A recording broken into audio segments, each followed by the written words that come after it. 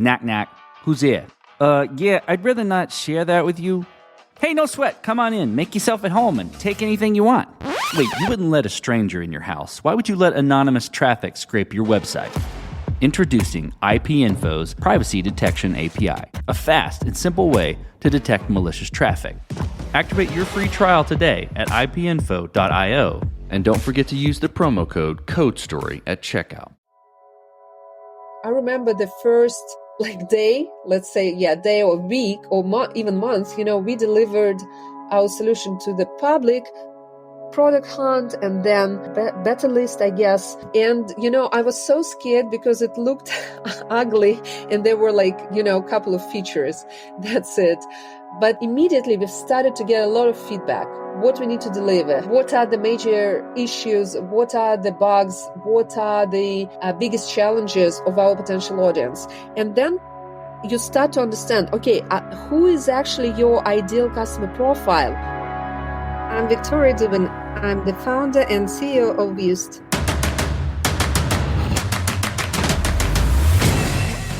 This is Code Story, the podcast bringing you interviews with tech visionaries who share in the critical moments of what it takes to change an industry and build and lead a team that has your back. I'm your host, Noah Labhart, and today how Vicki Duben created the platform for you to go live faster, streamline your approvals, and automate ad versioning. All this and more on Code Story. Vicki Duben's background is actually in physics and applied mathematics. Prior to graduation, she was a professional tennis player, having played since she was 4 years old. She loves science and thought it was going to be her future, but post-graduation she joined a hedge fund while waiting to start on her PhD. She found great joy at the trading desk of the hedge fund, which is how she quit science, and eventually went to venture and entrepreneurship. Outside of tech, she still plays tennis and likes to ski. Prior to her current venture, Vicki and her team had built a tool around creating rich media ads. During the peak seasons for advertisements, she noticed her team having to reject requests due to the fact that they couldn't digest the project with their limited capacity. And there was no tool out there to support digital display ads. This is the creation story of Vust. Vust is a B2B SaaS tool. And the major idea of the tool is bridging the gap between creative and media teams in the digital ad space. So there is a big problem in communication, first of all, and one of the biggest pain points is the delay in campaign launch. It happens all the time. So Vust was designed to actually bring designers and marketers together into the shared space in the cloud to seamlessly collaborate, streamline approvals, scale ad versioning for A/B testing, keep all their assets in a single place and organized, and to go live faster. So previously, we developed a different tool, which was new kind of rich media ads. And while working on this first idea, during the peak season, we actually had a big challenge of production challenge. Sometimes we had to reject a new request, just understanding that we cannot digest it because we don't have enough hands on, we don't have designers to simply create ads. And that's how we started to think, okay, how we can fix it. We've done some research and we've realized that there is an affordable tool for advertisers. So there is Canva, which is great, but there were no tools for display ads, for instance. Because, display ad, they have a lot of specific features and technical requirements. And that's how we ended up with the idea to basically build something similar to Canva, but for digital display ads. So let's dive into the MVP, that first version of the product you built. How long did it take you to build, and what sort of tools did you use to bring it to life? To build your MVP these days, you don't need a big team because, first of all, there are a lot of no-code tools. Secondly, you don't need to hire a big team. You can do it yourself and probably with a, co-founder. In my case, it was completely different. Since we found this much bigger market pain while working on the first project, I actually kept working on the first project and simultaneously started to think about, this new idea. The members of my team were brainstorming with me on this new idea. That's why it took us kind of long, to prepare the first prototype in Figma first, and then to build the very first version of this prototype for public. Overall, it took us, I would say, like 10 months. But ideally, you should be able to do this much, much quicker.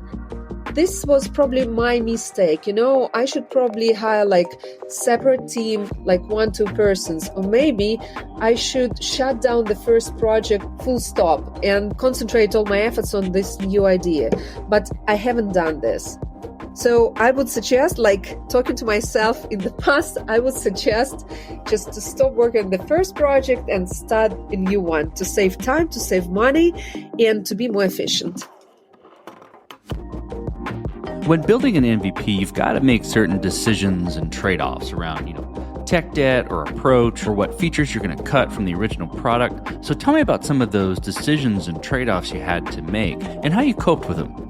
While thinking of this new idea, of course, you have a vision of a future and a very solid tool with lots of features and, very flexible, which is applicable for professional teams and not only for consumers. Here is a trade-off.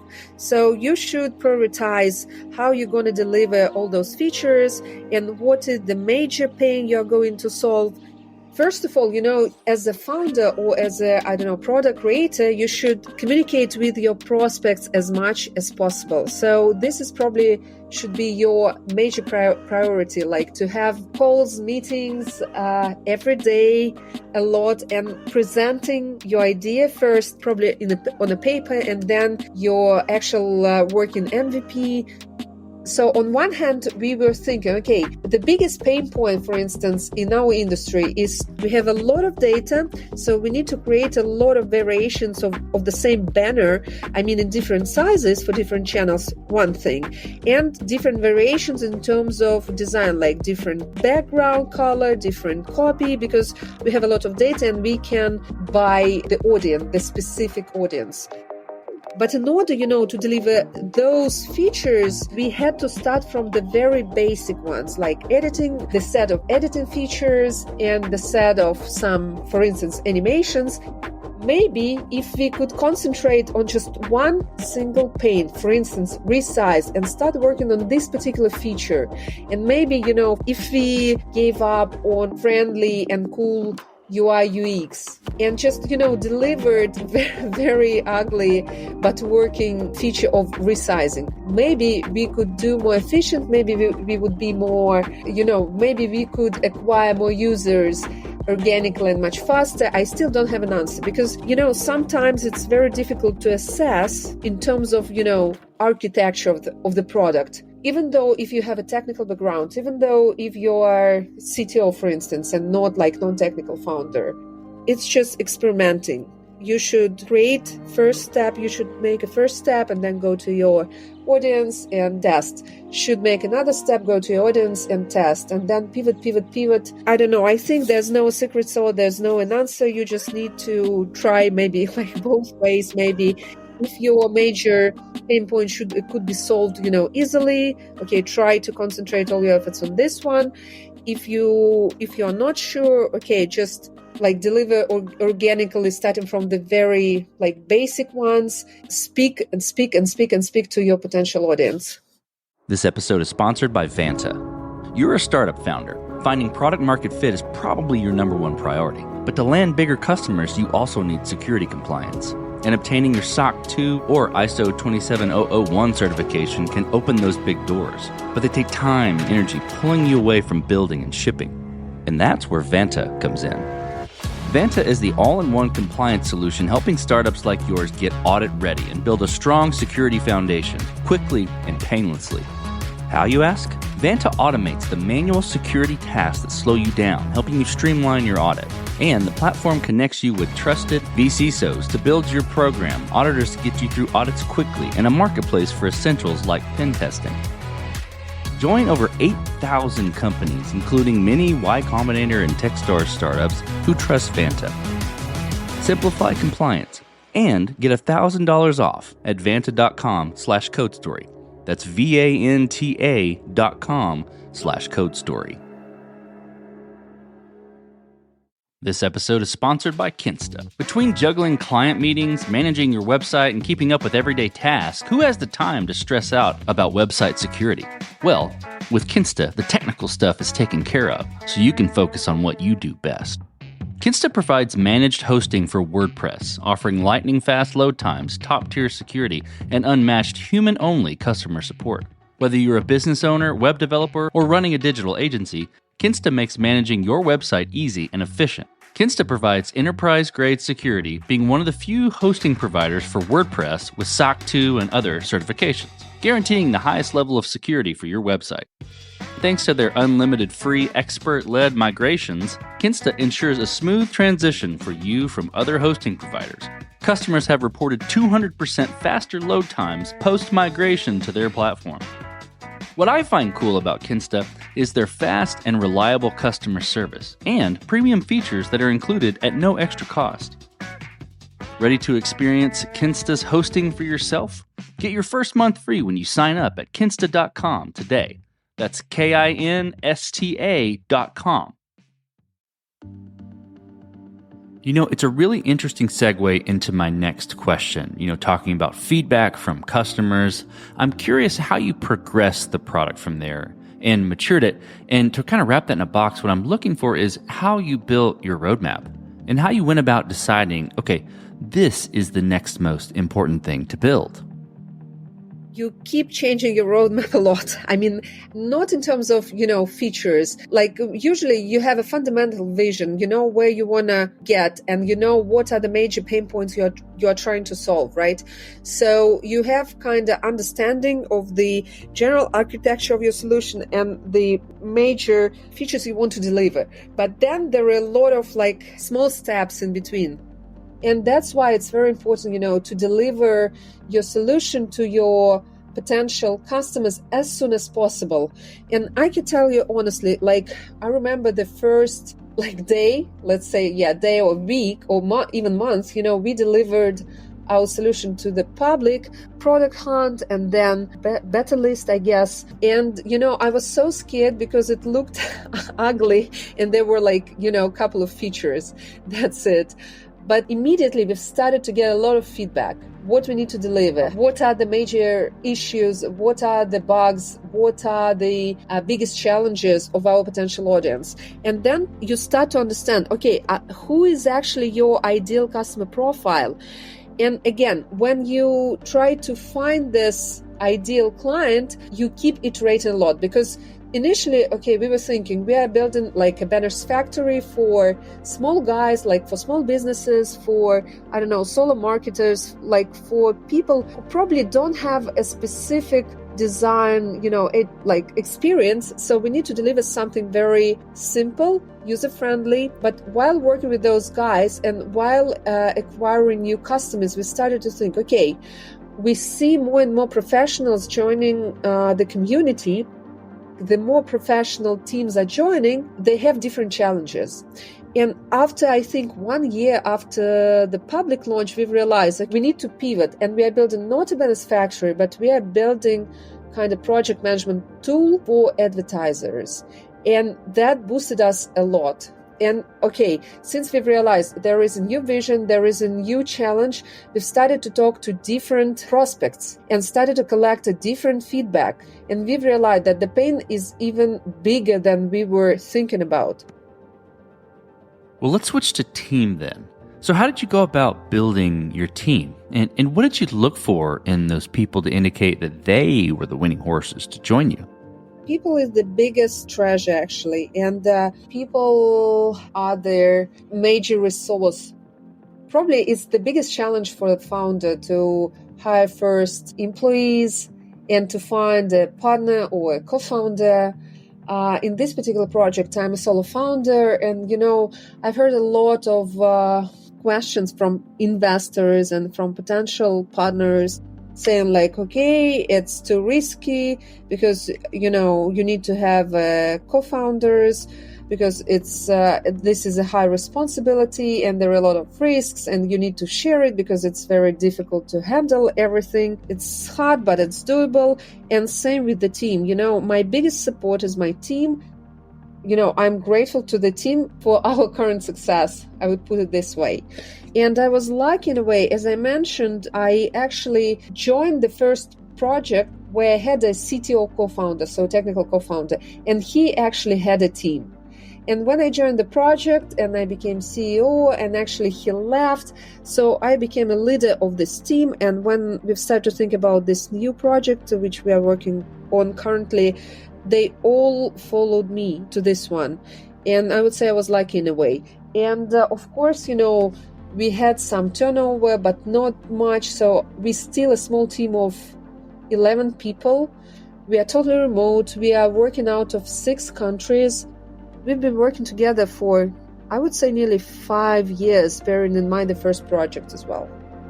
I don't have much experience like in hiring engineers or designers, but yeah, I think it's a very important, step. And I think a lot of your success depends on your team. Let's flip to scalability then. And this will be interesting to hear because it always varies how people approach this in the very beginning. So did you build this to scale efficiently from day one? Or are you fighting this as you grow and gain traction with Fused? There is no university where somebody teaches you how to, build a company or how to scale. I think it relates to everything. It relates to operations. It relates to business development. It relates to building a team and scaling the team. Being a startup, usually you have a lack of resources, first of all. Even though you raise like first funds, cash is the king, and you're trying to be very efficient in spendings. And that usually means that you hire not senior guys. Doesn't matter whether you're talking about engineers or you're talking about sales or marketing professionals.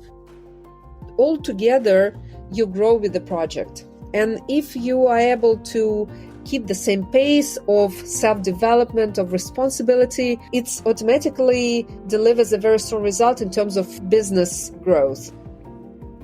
I've done so many mistakes, and I think that, it's hard to avoid this because, you don't know how to build processes, even though you used to work. So as talking to about myself, I used to work in the big corporations where I've seen some processes, but again, you have a specific role, a specific position, and you have a lot of support. You have legal support, you have financial support, you have customer support. So you don't even think of it because everything is already organized around you. So you do your job.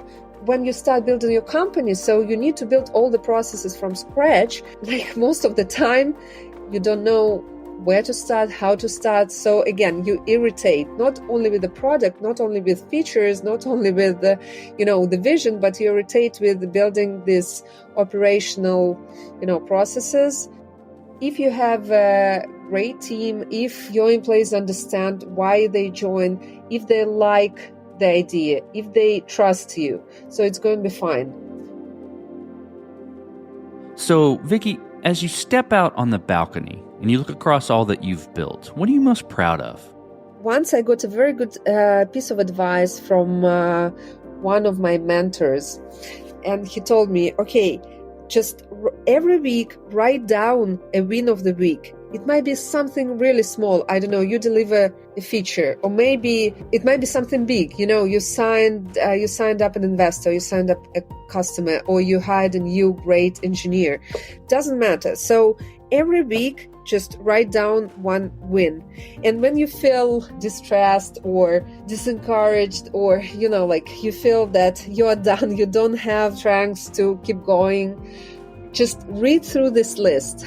And actually, this is a very helpful thing, and I keep practicing it. I've learned to appreciate things, and all our accomplishments. But talking about, the biggest, it's hard to say, there are many. I don't know, maybe the most important one is still people.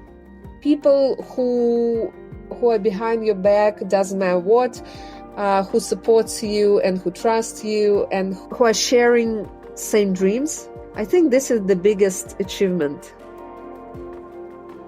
Well, let's flip the script a little bit. Tell me about a mistake you made and how you and your team responded to it. So I remember how I raised my first funds. When you go to your investor, of course, you are trying to sell the vision and some short-term, mid-term goals you're going to achieve having these resources in your hand. But in fact, the reality is completely different. So, one of my most favorite books called The Hockey Stick Principles. It's about failures in startups. So the thing is that the process is not linear. It's never linear, right? So it's more like exponential. So it takes you a lot of months of not even growth, but I don't know, like you're passing the death valley, you're not earning money. So you have some resources, and there is a hope that at the end of this, you hope that somewhere after 12, maybe 13, 14 months, you actually meet this exponential growth. So you show the good traction, you go to the next investment round, you raise funds, and everything is going to be fine and shiny and great. But in fact, the reality is completely different. And my biggest mistake, especially, in this first project, I was so scared that I'm not delivering, that I'm, behind my own expectations and my goals. I was so scared talking to my investors. And, when it's already kind of late and they leave, they think, okay, everything is fine. And then very last minute, you come to them and say okay, guys, we have a problem. It's more harder to get their support. And same with the team. When team understands, okay, this is the plan, and we are behind this plan, or we had this plan. So at least they understand what's going on. And on one hand, they're trying to support you in terms of product development, for instance, which can deliver better results in terms of sales, for instance, on one hand. On the other hand, they understand that, okay, it's a mutual effort and we are behind the plan, so we should be ready to some liquidity issues, for instance. So whenever you communicate this, both groups of people are ready to support you. As a founder, you don't have to be afraid to communicate the reality, what's going on. So Vicki, tell me, what does the future look like for Vuse, the product, and for your team? It's a stage we've just started to pick up to take off with our corporate sales. And the good thing about it, that we've started to get incoming requests from really big brands like Galeries Lafayette, Disney, Dentsu. And since we still don't have a marketing strategy or marketing team, it's purely organic at this point. But the good thing that it became kind of word of mouth thing, and maybe in a way product growth. So we are currently shifting to aggressive sales into big brands.